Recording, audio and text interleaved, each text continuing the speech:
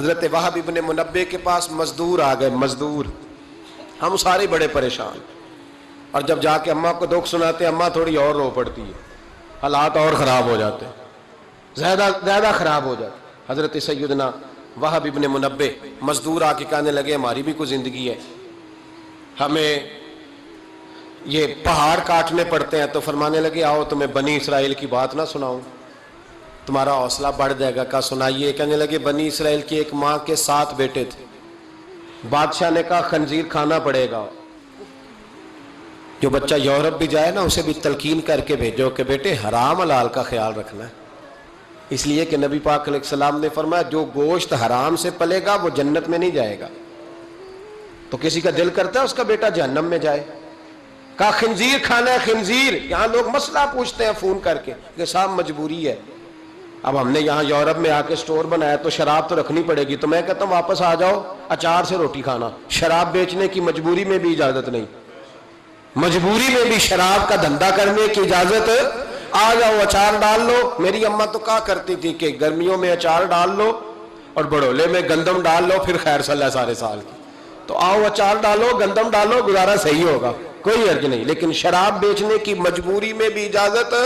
بول کے بتائیں، بول کے گواہی دے، شراب بیچنے کی مجبوری میں بھی اجازت ہے،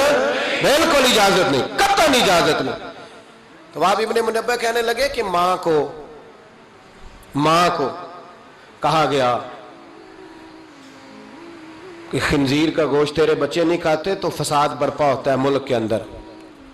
بادشاہ کافر تھا تو خنزیر کھانا پڑے گا، تو ماں کہنے لگی یہ نہیں کھائیں گے، تو بادشاہ نے ماں کی آنکھوں کے سامنے بڑا بیٹا قتل کیا، پھر چھوٹا قتل کیا۔ وہب ابن منبع کہتے ہیں بنی اسرائیل کی اس بی بی کے سامنے 6 بیٹے قتل ہوئے، 6 بیٹے صرف کس بات پر کہ خنزیر کا گوشت کھانا ہے۔ تو ماں نے کہا نہیں، میں اپنے بچوں کو حرام کھانے کی اجازت، حالانکہ شرعی مسئلہ ہے، جان بچانے کے لیے گنجائش ہے، لیکن جو ڈٹ جائے گا وہ بڑا شہید ہوگا، اس کا درجہ پھر بڑا ہوگا۔ 7ویں بیٹے کی باری آئی تو ماں کی آنکھوں میں آنسو ٹپکے، 6 بیٹے قتل ہوئے تو اماں روئے بھی نہیں۔ وہب ابن منبع کہتے بادشاہ کہنے لگا کہ اب نرم ہو گئی ہے، 6 بیٹے اکٹھے قتل ہو گئے، کہنے لگا اس کو سائڈ پہ جا کے سمجھا لے، ہے بھی چھوٹا،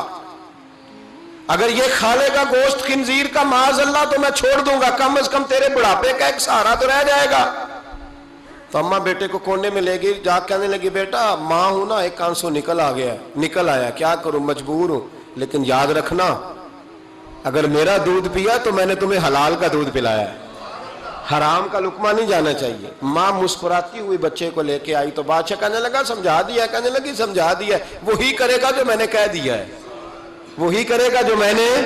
تو بادشاہ نے گوشت رکھا خنزیر کا لا کے سامنے، تو بچے نے اٹھا کے گوشت بادشاہ کے منہ پہ پٹکا اور پٹک کے کہنے لگا ہمیں کمزور سمجھتا ہے، جو خدا کی توحید والے ہو وہ کمزور نہیں پڑا کرتے۔ کہا یہ سمجھایا تھا، کہا نہیں سمجھایا تو ذرا زیادہ تھا پر اس کے ہاتھ ہی صرف پلیٹ آئی ہے، سمجھایا تو ذرا زیادہ تھا پر صرف جو چیز ہتھے آنی تھی وہی مارنی تھی نا، تلوار اس کے قبضے میں تھی نہیں ورنہ تیری گردن اتار دیتا۔ تو حضرت وہب ابن منبع فرمانے لگے ماں بھی شہید ہو گئی اور 7واں بیٹا بھی شہید ہو گیا، لیکن کہتے ہیں وہ 7 نے جب جان دی تو پھر فوجیں آئیں، پھر انقلاب آیا، پھر وہ جو بادشاہ لوگوں کو خنزیر کھلایا کرتا تھا وہ قتل ہوا،